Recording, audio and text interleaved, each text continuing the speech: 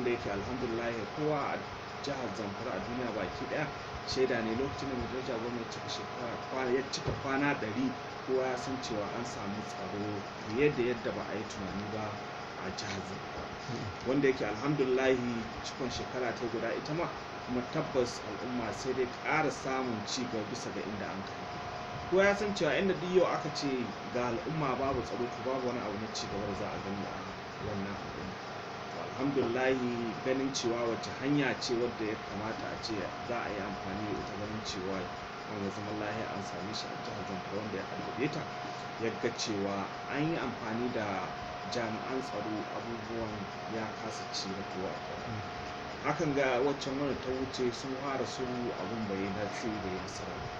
still yadda cewa to duk abu wanda yake yau aka ce ana yaƙi ba abu wanda ya kamata a ce za a samu sauƙin shi illa a ga cewa an zo an zauna matsayin zaman sulhu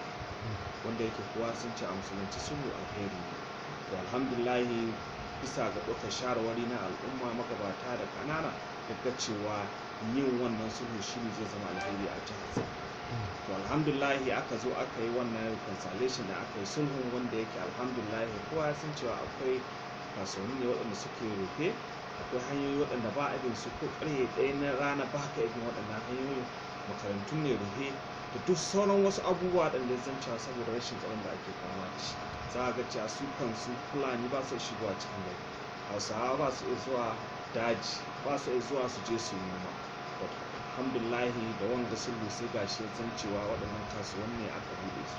hanyoyin nan da ba a biya za ana bin su,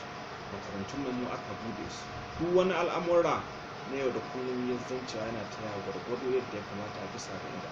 ko da yake ka san shi ciwo ka shiga nan take, amma ita lahiya za ka ga cewa a hankali take shiga, wanda yake alhamdulillah wagga lahiyar ta samun tsaro a jihar Zamfara kowa ya san cewa za ka ga yau ta hijiya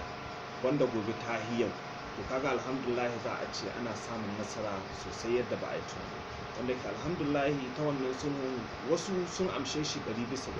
wasu kuma sun amshe shi hakanan suna ganin cewa sun amsa ko ba su amsa, wanda yake za ka ga cewa an yi sulhu da su kuma za su kewaya baya suna cutar al'umma. To alhamdulillah a bisa wannan ne aka yi zama wanda yake shina da su waɗannan ɗin kuma mai daraja gwamnati tabbatar da cewa waɗannan da su an shi to insha Allah za a ci gaba da amfani da ƙarfin jami'an tsaro ganin cewa an fatattake su, wanda yake